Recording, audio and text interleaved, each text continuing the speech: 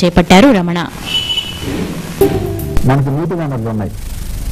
మన పక్క నుంచే కృష్ణా ఏరు పారుతూ విజయవాడకి కృష్ణానదికి నీరు వెళ్తున్నటువంటి పరిస్థితి మనందరికీ తెలుసు. మన నియోజకవర్గం చుట్టూనే వన్నంటే కట్టలేరు, మునేరు, కృష్ణా ఏరు, 3 ఏరులు మన పక్క నుంచి మన నియోజకవర్గంలో అన్ని పల్లెల్ని కూడా తాక్కుంటూ పక్క నుంచి వెళుతూ కృష్ణా బ్యారేజ్ విజయవాడ వరకు కూడా చేరుకుంటున్నటువంటి పరిస్థితి మనందరికీ తెలుసు. అయితే మన పక్కన ఉన్నటువంటి నీరు దిగులో నుంచి వెళ్తుంది. మనం ఎగువ ప్రాంతంలో ఉన్నాం.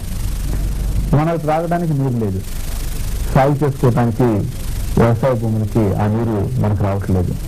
మన ఎగువనున్నటువంటి ప్రాంతానికి అది మనం పండించుకోగలుగుతా ఉన్నాం.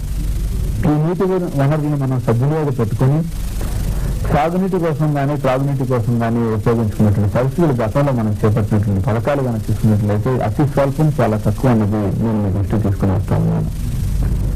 పెద్దలు, గౌరవనీయులు,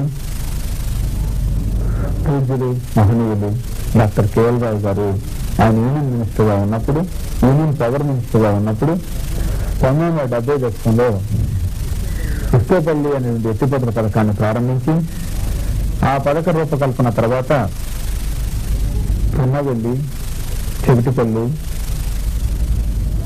కొనికినపాడు ఇలా కొద్ది పథకాల్ని, ఒక 3-4 పథకాలని అప్పట్లో ప్రారంభించడం జరిగింది.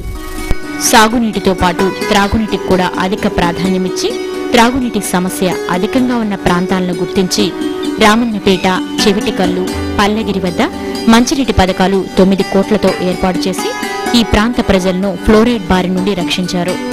శాసనసభ్యునిగా, విద్యాశాఖ మంత్రిగా అనతి కాలంలోనే ఎనలేని కీర్తి ప్రతిష్టలు సంపాదించుకున్న రమణ నేతృత్వంలో చాలా సమస్యలు పరిష్కారమయ్యాయి. ఆయన అధికారంలోకి వచ్చినంత వరకు ఆఫీసుల్లో నిద్రపోతున్న పెండింగ్ ఫైళ్లు చకచకా కదిలాయి. అధికార గణం బాధ్యతాయుతంగా పనిచేసేటట్లు రమణ అవసరమైన అన్ని చర్యలు తీసుకున్నారు. ముఖ్యంగా రైతాంగ కష్టాలను తన కష్టాలుగా భావించిన రమణ అనేక రైతాంగ సమస్యలపై గళమెత్తి గర్జించారు. నకిలీ పురుగు మందులు